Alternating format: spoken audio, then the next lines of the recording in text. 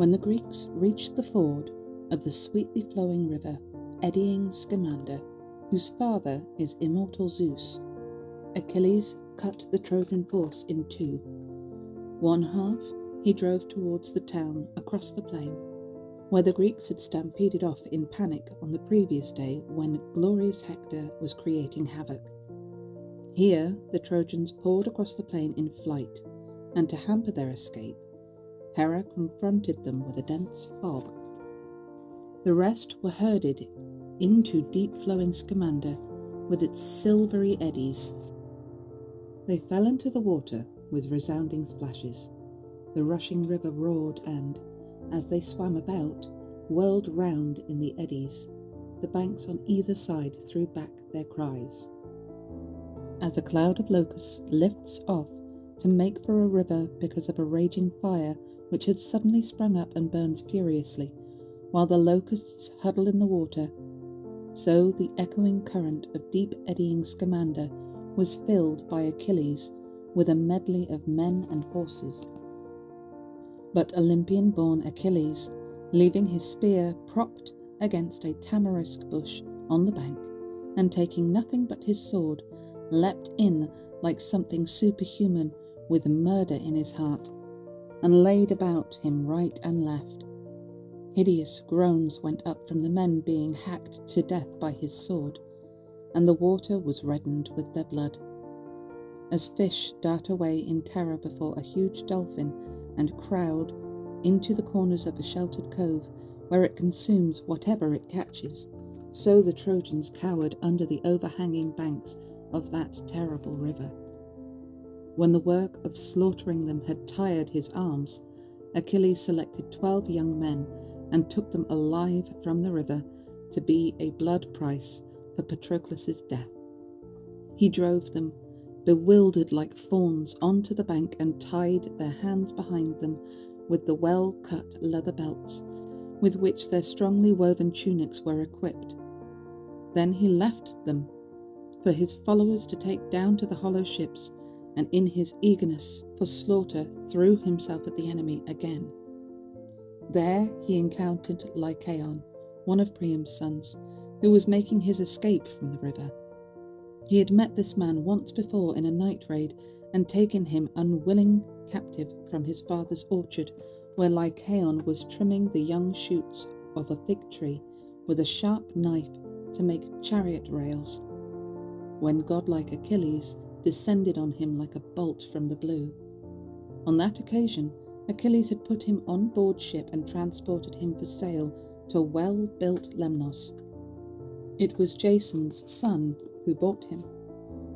From Lemnos, he was ransomed at a high price by a man whose hospitality he had once enjoyed, Eetion from Imbros, who had sent him to bright Arisbe. But Lycaon slipped away from his protectors there to return home to Troy. However, he enjoyed the company of his friends for no more than 11 days after his return from Lemnos, since on the 12th the god landed him once more in the hands of Achilles, who this time was going to send him on a journey he did not wish to make, to the halls of Hades. Swift-footed, godlike Achilles recognized him easily, since he was quite unarmed, with neither helmet, shield, nor spear, having discarded his equipment on the ground, limp and exhausted as he was after the sweat and struggle of escaping from the river. Achilles angrily reflected on the situation. Well, well, what an astonishing sight! I suppose I shall have every Trojan I killed looming up at me from under the western gloom, if this fellow is anything to go by. I sold him into slavery on sacred Lemnos, and now he has escaped that harsh fate and turned up here again. The deep of the grey sea restrains many against their will, but it could not hold him. Well then, he can taste the point of my spear. I want to satisfy myself and see whether he will return as easily from that journey as well, or whether the life-giving earth that holds down even the powerful will hold him too. As he paused and considered the matter, Lycaon approached him and tried to seize his knees, bewildered and possessed by one desire, to avoid dark destiny and escape a dreadful death. Godlike Achilles raised his long spear to stab him, but Lycaon ducked under the thrust, ran in and grasped his knees, and the spear passed over his back to stick in the ground, still hungering for human flesh. Laying one hand on Achilles' knees to supplicate him, and with the other gripping the sharp spear and refusing to let go, Lycaon spoke winged words. "Achilles, I am at your knees. Respect me and have pity. I already have the claims of a suppliant on you, and suppliants command respect. Because you were the first Greek whose bread I tasted when you captured me in our well-built orchard, carried me off from my father and friends and sold me on sacred Lemnos, I fetched you a good price, 100 cattle.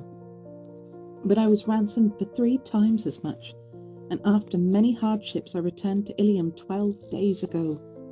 Now deadly destiny has brought me into your hands again. How Father Zeus must hate me to have made me your prisoner twice over. I am the short-lived son of Laotho, and she is the daughter of old Altes, lord of the warlike Leleges, who lives in the high fortress of Pedasus on the banks of the river Satniois. Priam made this daughter of Altes one of his many wives, both of whom you will have butchered, since godlike Polydorus fell to you and your sharp spear in the front line, and now an evil end awaits me here. For I have little hope of escaping, now that a divinity has delivered me into your hands. But I will tell you something else, and you bear it in mind. I was not born by the same mother as Hector, who killed your brave and gentle companion. Don't kill me." So the glorious son of Priam spoke in supplication, but there was no mercy in the voice that answered him. "You innocent, don't talk to me of ransom. Don't give me your speeches. Before Patroclus met his destined end, I was not disinclined to spare the Trojans. I took many alive and sold them abroad, but now not a single man that God delivers into my hands in front of Ilium is going to live. And that holds good for all the Trojans, the sons of Priam above all. Yes, my friend, you die too. Why make such a song about it? Even Patroclus died, who was a better man than you by far. And look at me. Don't you see how big and handsome I am? Wow. I am the son of a great man. A goddess was my mother. Yet death and inexorable destiny are waiting for me as well. A morning is coming, or maybe an evening or noon, when someone is going to kill me too in battle, with a throw of his spear or an arrow from his bow." So he spoke, and then and there Lycaon's spirit failed him and he collapsed. Letting go of the spear, he sank back, stretching out both his hands. But Achilles drew his sharp sword and struck him on the collarbone beside the neck. The two-edged blade was buried in his flesh. He pitched forward headlong and lay there, stretched out on the ground, and the dark blood ran out of him and drenched the earth. Achilles took him by the foot, hurled him into the river, to be carried away, and in triumph spoke winged words. "Now lie there among the fish, where they can lick clean the blood from your wound without a second thought. Your mother will not lay you on a bier and mourn you, but eddying Scamander will roll you out into the broad bosom of the sea, where many a fish will dart through the waves to the dark ripples on the top to eat Lycaon's white fat. Die, all of you, till we reach the citadel of sacred Ilium, you in rout, I killing from behind. Nothing shall save you, not even sweetly flowing Scamander with its silver eddies, to whom for years you have been sacrificing bulls, and into whose swirling pools you throw living horses. No, one by one you shall die an evil death, till you have all paid for the killing of Patroclus, and the death of the Greeks you slaughtered down by their swift ships when I was away. That was your own fault and your own doing, and that's what you asked for. He was such a dick. So he spoke, and the river god became extremely angry and began to consider ways of bringing Achilles' exploits to an end and saving the Trojans from disaster. Meanwhile, the son of Peleus, bent on slaughter, hurled himself with his long-shadowed spear at Asteropaeus. This man was the son of Pelagon, who was a love child of Periboea and the broad river Axius. 'Cause apparently rivers can impregnate women. When Achilles attacked him, Asteropaeus had just emerged from the river and stood facing him with 2 spears in his hands. Emboldened by the river god Scamander, who resented the slaughter of the youths, Achilles was mercilessly butchering up and down his stream. When they had come within range of each other, swift-footed godlike Achilles spoke first. "Who on earth are you that dare to face me? And where do you come from? Pity those fathers whose sons face me in fury." The glorious son of Pelagon said, "Great-hearted Achilles, why do you ask after my family? I come from distant, fertile Paeonia, which I left for Ilium 11 days ago at the head of my long-speared Paeonian troops. I am descended from broad-flowing river Axius.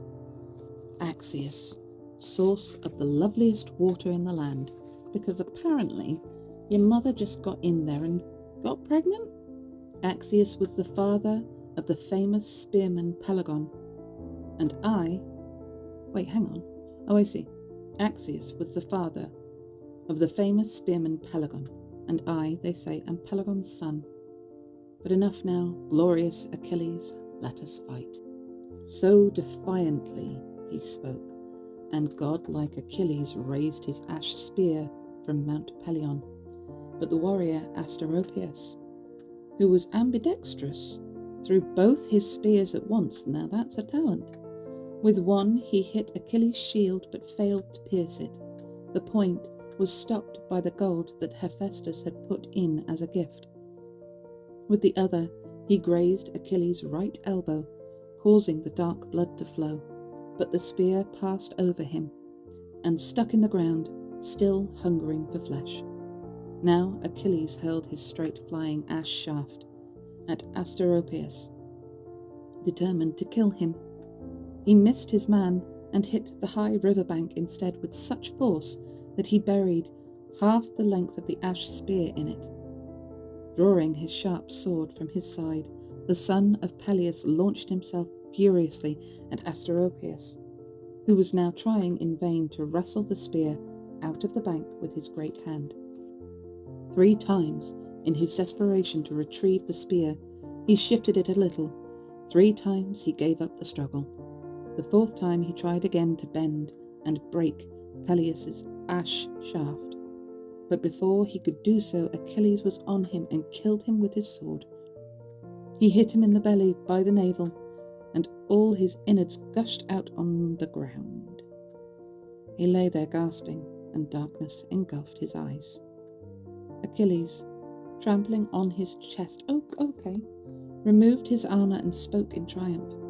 "Lie there and learn how difficult it is, even for children of a river god, to fight the offspring of almighty Zeus. You said you were descended from a broad flowing river, but I can trace my ancestry to Zeus himself." Oh, why are we all giving a history lesson about our ancestors? "Peleus, son of Aeacus, leader of many Myrmidons, is my father. Aeacus was a son of Zeus, and a descendant of Zeus is greater than the son of a river, by as much as Zeus himself is greater than all rivers that run murmuring down to the sea. Look at the river that is flowing past you now, Scamander. He is a mighty one, if that is any use to you, but there is no fighting against Zeus, son of Cronus.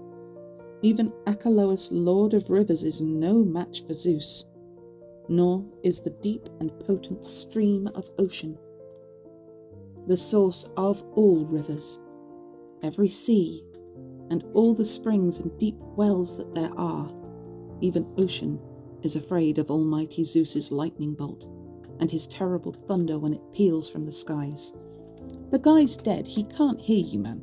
He spoke, pulled his bronze spear out of the bank, and left the man he had killed lying where he was on the sand, lapped by the dark water, and busily attended by the swarming eels and fish who tore at his kidneys and devoured his fat.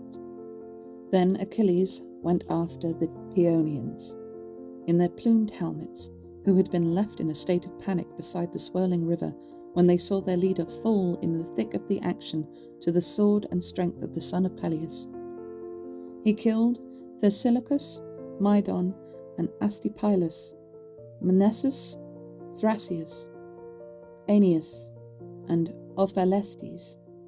Indeed, swift Achilles would have slaughtered even more Paeonians, had it not been for the eddying river god Scamander, who in his anger took human form and addressed him, speaking from one of his deep pools. Achilles, you are supreme among men, both in your strength and your outrageous deeds, and the gods themselves are always at your side. If Zeus really means you to kill all the Trojans, at least drive them away from me here and do your dirty work on the plain. My lovely channels are full of dead men's bodies. I am so choked with bodies that I cannot pour my waters into the bright sea, and you blindly kill on. Enough! Call a halt. I am appalled, Commander. Swift-footed Achilles replied and said, Scamander, child of Zeus, your will shall be done, but I'm not going to stop killing these arrogant Trojans till I've penned them in their town and tested Hector face to face, whether he kills me or I him. With these words, he fell on the Trojans like something superhuman. Then deep, eddying Scamander addressed Phoebus Apollo. For shame, god of the silver bow, son of Zeus! You have ignored the orders of Zeus, who has told you many times to stand by the Trojans and protect them till the evening sun falls and throw its shadows over the fruitful fields. He spoke, and the famous spearman Achilles leapt from the bank and plunged into the middle of the stream. The river god Scamander rushed on him in spate. He stirred up all his lovely streams, made them rise, roaring like a bull, flung up on dry land the many bodies of Achilles' victims that had choked him, protecting the survivors by hiding them in the large deep pools along his beautiful course. The waters rose terrifyingly and seethed around Achilles. They beat down on his shield and overwhelmed him. Unable to maintain his footing, he grabbed hold of a full-grown elm, but the tree came out by the roots, brought the whole bank away, and fell into the river, which it dammed from side to side, clogging the stream with a tangle of branches. Achilles struggled out of the current, and in his terror made a dash to reach the plain as fast as he could. But the great god had not done with him yet. He meant to bring his exploits to an end and save the Trojans from disaster. He rose over him in a darkening crest of water. The son of Peleus fled, getting a spear's throw start by swooping away with the speed of a black eagle, that great hunter which is both the strongest and fastest thing on wings. That was how he sprinted away, and his bronze armour rang frighteningly on his shoulders. But as he slipped away from under the overhanging wave and made his escape, Scamander surged after him in hot pursuit, roaring and rumbling. Like a gardener making a channel in order to run water from a dark spring through his garden and its plants, mattock in hand, he clears obstructions from the trench. As the water starts flowing, all the pebbles are swept out of the way, and very soon it runs singing down the slope, outstripping its guide. So the wave was always catching up with Achilles, quick though he was. Gods are stronger than men. Sometimes swift-footed godlike Achilles tried to make a stand against it, and find out whether every god that inhabits the broad sky was chasing him. But whenever he stopped, a mighty wave from the sky-fed river came crashing down on his shoulders. Exasperated, he would try to jump clear, but the water, racing madly beneath him, would unbalance him and eat the loose earth away from under any foothold. The son of Peleus groaned aloud, looking up to the broad skies. "Oh, Father Zeus, to think that none of the gods promised to have compassion and save me from the river! I should welcome any other fate but this. Not that I blame the other sky gods so much as my own mother, whose false predictions deceived me. She said I should fall to Apollo and his flying weapons under the walls of the Trojan warriors. If only Hector could have killed me. He's the best warrior they have bred in Ilium, and the killer would have been as good as the killed. But now it seems I've been destined to die a wretched death, caught in a great river like a boy in charge of pigs who was swept away by a mountain stream he tried to cross in winter." So he spoke, and Poseidon and Athene immediately came and stood beside him. Adopting human form, they took his hands in theirs and uttered reassuring words. Poseidon began and spoke his mind. "Achilles, don't be unduly afraid or alarmed when two such allies as myself and Pallas Athene have come down to help you, and with the approval of Zeus too. Believe me, you are not destined to be overcome by any river. This one will soon subside, as you will see for yourself. And here is some good advice from us, if you will take it. Do not desist from war, the great leveller, till you have every Trojan who escapes you penned up inside the famous walls of Ilium, and do not go back to your ships till you have taken Hector's life. We guarantee you this triumph." With these words, the two gods departed to rejoin the immortals, while Achilles, greatly heartened by the gods' encouragement, went on across the plain. It was completely inundated and afloat with the fine armour and bodies of the butchered men, but stepping high, Achilles fought his way on against the current, and Athene so increased his strength that the spreading waters could not hold him back. Not that Scamander was relaxing his efforts either, but in a fresh onset of rage with Achilles, he reared up his mighty wave in a curling crest and called aloud to the river Simois. "Dear brother, let's unite to overpower this man, or he will soon be sacking Lord Priam's great town without a Trojan to stop him. Come quickly to my help.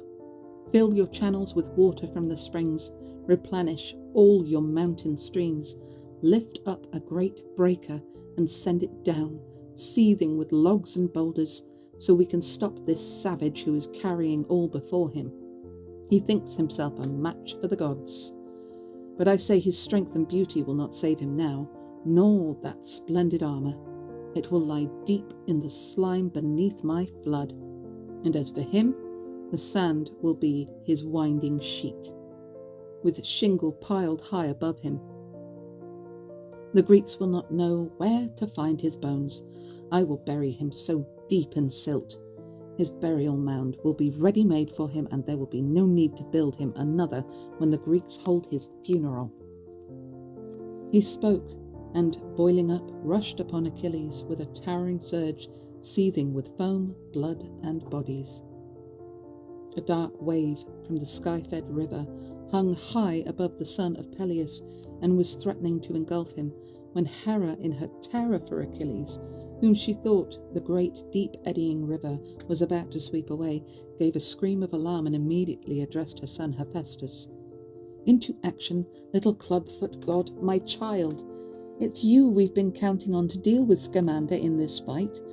Quick, to the rescue, and bring your flames into action, while I go and rouse the west wind and the bright south to blow up a fierce gale from the sea and spread the blaze, till the bodies and armour of the dead Trojans are consumed. You burn the trees on Scamander's banks, and set the very river on fire. Don't let his gentle entreaties or threats put you off, and don't lessen your fury till you hear a shout from me. Then you can let your inexhaustible fires die down." So she spoke, and Hephaestus produced a supernatural conflagration, which started on the plain and consumed the bodies of Achilles' many victims that were scattered there. The shimmering flood was stemmed, and the whole plain was dried up. As the north wind dries up an irrigated orchard in autumn, and the man who tills it is delighted, so the whole plain was dried and the dead consumed. Hephaestus then turned his dazzling flames on the river. The elms, willows, and tamarisks caught fire, and the lotus, reeds, and galingale that grew in profusion by the lovely stream were burnt.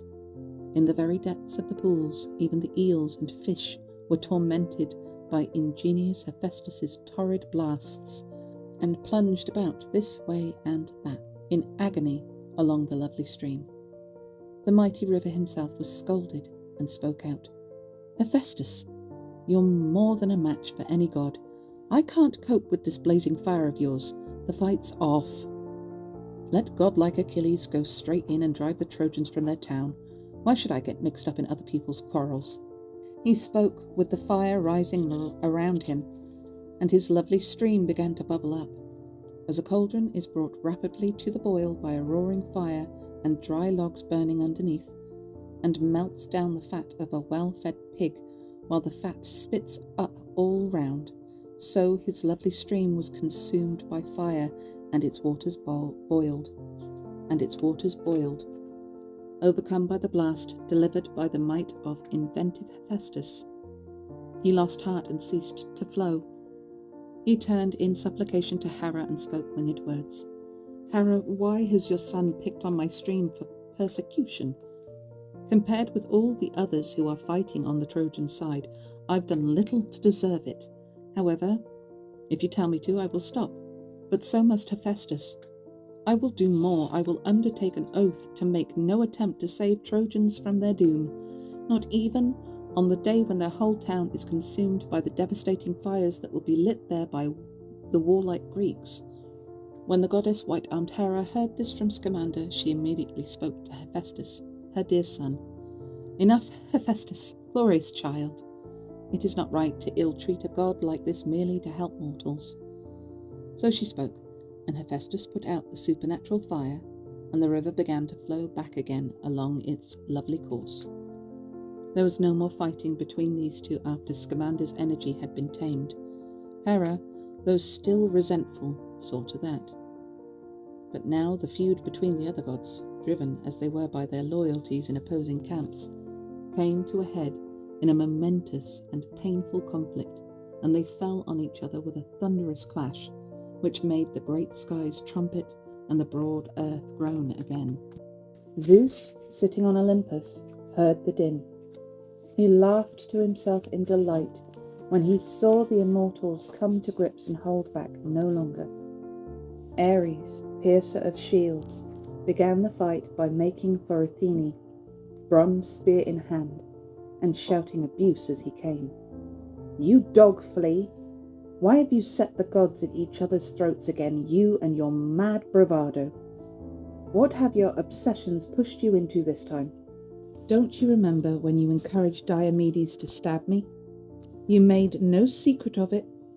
You took his spear in your own hand, and you drove it straight at me and cut my fine flesh. Now I'm going to make you pay for what you did to me then. With these words, he stabbed at Athene's fringed aegis, the terrifying aegis that can withstand even the thunderbolt of Zeus. Here, the murderous Ares lunged with his long spear.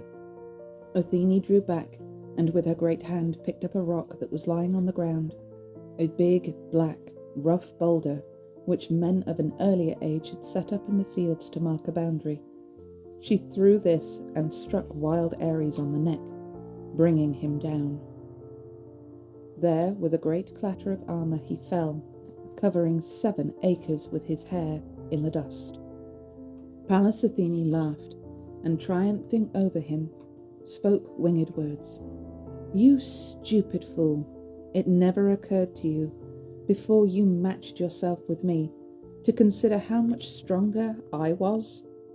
Think of yourself, then, as paying off the price of your mother Hera's curses. She has wished you ill ever since you angered her by deserting the Greeks to fight for the proud Trojans.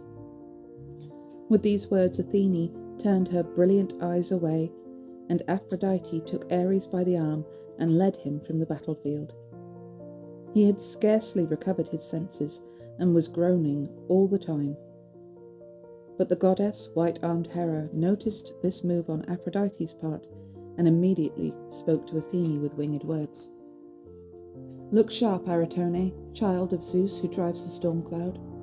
There goes that dog flea again, leading the butcher Ares through the mayhem and away from the battlefield. After her, quick." So she spoke, and Athene, delighted, sped after Aphrodite, closed with her and struck her on the breast with her fist. Then and there Aphrodite gave up and collapsed. She and Ares lay together on the bountiful earth, and Athene, triumphing over them, spoke winged words. "May everyone who helps the Trojans in their fight against the Greeks acquit themselves like this, and show as much daring and resolution as Aphrodite when she ran to Ares' side and found herself face to face with me in fury. Then we should soon have finished with this war and sacked the well-built town of Ilium." So she spoke, and the goddess white-armed Hera smiled. And now the Lord Earth-shaker Poseidon addressed Apollo. "Phoebus, why are we two standing apart? That is not right, when others have already begun. We ought to be ashamed to go back to Olympus and Zeus's bronze-floored palace without a fight.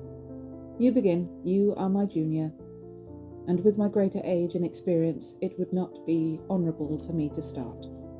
"You fool, you must have lost your senses when you decided to help the Trojans. You seem to have forgotten all the hardships you and I endured at Ilium when we were segregated from the gods and sent by Zeus to serve Troy's haughty Lord Laomedon for a year. We were on a fixed wage, and he gave the orders. I built a wall for the Trojans round their town, a broad and splendid one to make the place impregnable, while you, Phoebus, herded the shambling cattle with their crooked horns on the spurs of wooded Mount Ida with its many ridges. But when the joyful seasons brought round the time for settlement, impetuous Laomedon refused outright to give us anything and packed us off, threatening to tie our hands and feet together and send us for sale to some distant island. He even talked of lopping our ears off. So home we came in a rage, furious with Laomedon about the offer he had promised and withheld. That's the man whose people you are now so anxious to oblige, instead of joining us and trying to ensure that these insolent Trojans are utterly wiped out, together with their children and honoured wives." The archer-god Lord Apollo replied, "Earth-shaker, you would credit me with very little sense if I fought you for the sake of mortals, those wretched creatures who, like the leaves, flourish in fiery brilliance for a little while on the bounty of the earth, then in a moment droop and fade away. No, let's call the battle off before it's too late, and leave these mortals to do their own fighting." With these words, Apollo turned and went. He thought it was an improper thing to come to blows with his uncle. But now his sister Artemis, mistress of animals and lady of the wilds, insulted him with biting words. "So you were running away, archer-god, after handing Poseidon a victory. And a very cheap one, too. What's the sense, you baby, in carrying a bow you never use? Never let me hear you boast to the immortal gods in our father's palace, as you used to, that you would stand up to Poseidon." So she spoke, and the archer-god Apollo made no reply. But Hera, honoured wife of Zeus, was infuriated with Artemis and hit back at her. "Shameless bitch! How do you now propose then to stand up to me, even though you have got your bow, and Zeus set you as a lioness against females, allowing you to destroy women at your discretion? You would still find me a very dangerous opponent. You would do better to slaughter beasts and wild deer in the mountains than to fight your superiors. But since you have thrown down the challenge, you might like to learn about fighting and discover just how much stronger I am." She spoke, and with her left hand seized Artemis by both her wrists, while with her right she removed the bow and arrows from her shoulders. Then she boxed around the ears with her own weapons, smiling as her victim twisted and turned, and the arrows came tumbling out of the quiver. Artemis burst into tears and fled from her like a pigeon that was not destined to be caught, escaping in flight from a hawk into a cleft or hollow in a rock. So the goddess fled in tears, leaving her bow and arrows on the ground. Hermes, the messenger and slayer of Argus, then spoke to Artemis's mother, Leto. "Leto, I am not about to fight you. People who come to blows with the lovers of Zeus who marshals the clouds have a hard time of it. No, you can boast to your heart's content and tell the gods that your brute strength got the better of me." So he spoke, and Leto gathered up the curved bow and arrows that had tumbled there in the swirling dust and retired with her daughter's weapons in her arms. They're not doing a lot of fighting, these gods, are they? Meanwhile, Artemis had reached Zeus's bronze-floored palace on Olympus, where she sat down on her father's lap and sobbed, her immortal robe quivering with her agitation. The son of Cronus took his daughter in his arms and asked her with a kindly laugh, "My darling child, which of the sky gods has treated you like this?" The huntress with the lovely crown replied, "Father, it was your own wife, white-armed Hera, who beat me. This quarrelling among the immortal gods is all her fault." While they were talking together in this way, Phoebus Apollo went into sacred Ilium. He was concerned about the walls of the well-built town, in case the Greeks sacked it that very day in defiance of destiny. But the rest of the everlasting gods, some angry, some triumphant, returned to Olympus and sat down with their father, god of the black cloud. Meanwhile, Achilles continued to destroy. Men and their horses fell to him alike, as smoke rises up to the broad sky from a blazing town, when the gods have directed their wrath against it, and bring suffering to all and grief to many. So Achilles brought suffering and grief to the Trojans.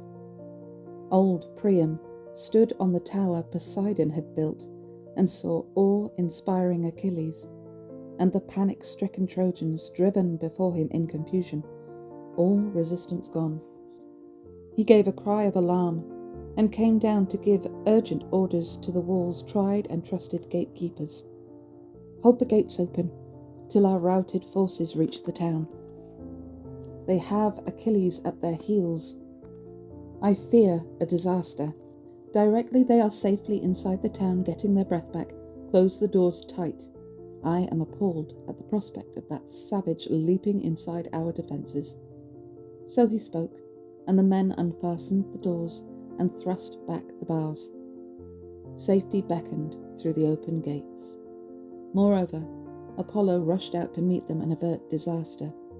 They were making straight for the town and the high walls, parched by thirst and covered with dust from their flight across the plain, while close at their heels came Achilles with his spear, intent on glory and still in the grip of the violent madness that had seized him. Then the Trojans' town, with its high gates, would have fallen to the Greeks if Phoebus Apollo had not intervened and inspired Antenor's godlike son Agenor, a matchless and mighty man of war. The god breathed daring into his heart, and, leaning against an oak tree, stood by him in person, though hidden by a thick mist, to save him from the pitiless demons of death. In consequence, when Agenor saw Achilles, sacker of town, approaching, he stood his ground, his thoughts in turmoil as he awaited him. In anguish he reflected on the situation. What shall I do? If I fly before godlike Achilles and join the others in their wild stampede, he will catch me all the same and slit my defenceless throat. On the other hand, if I leave the rest to be chased by him, and use my speed to get away from the walls in the other direction, towards the Ilian plain, till I reach the foothills of Mount Ida and can hide in the woods. Then, in the evening, I could bathe in the river, wash the sweat off my body, and make my way back to Ilium. But do I talk to myself like this? Achilles is bound to see me sneaking away from the town into the open country. He will come after me, and with his speed he will catch me too. There'll be no escape from death and destiny. He's far too strong for anyone. But if I go to meet him here in front of the town, his flesh is too vulnerable to a sharp bronze spear. He has only one life, and people say he's mortal, even if Zeus, son of Cronus, is granting him the glory. With these words, Agenor braced himself and waited for Achilles. His courageous heart was determined to do battle and fight. As a leopardess steps out from her jungle lair to face the huntsman, fearless and immovable when she hears the baying of the hounds. If the hunter gets in first and hits her with the throw or stabs her, even with the spear stuck in her, her courage does not fail her, but she takes him on or dies in the attempt. So noble Agenor refused to run before he had put Achilles to the test. He held his circular shield in front of his body, brandished his spear at Achilles and shouted, "Glorious Achilles! No doubt you thought you were going to sack the proud Trojan's town this very day. You fool! It will survive to witness much suffering yet. There are plenty of us brave men to fight her battles under the eyes of our dear parents and wives and children. It is you that are rushing to your doom. Here, impetuous and self-confident a warrior that you are." He spoke and launched the sharp spear from his heavy hand. He hit Achilles on the shin below the knee and did not miss, making the tin of the new shin guard ring frighteningly on his leg. But the god's gift stood up to the blow, and the bronze point rebounded. It had hit but not wounded him. Achilles, in his turn, attacked godlike Agenor, but Apollo did not let him win this encounter. Hiding Agenor in a thick mist, he swept him off and sent him quietly from the battlefield to return home. The archer god then used a trick to steer Achilles away from the rest of the Trojan army. Making himself look exactly like Agenor, he presented himself in Achilles' path. Achilles started eagerly in pursuit and chased the god across the wheat-bearing plain, heading him off toward deep eddying Scamander.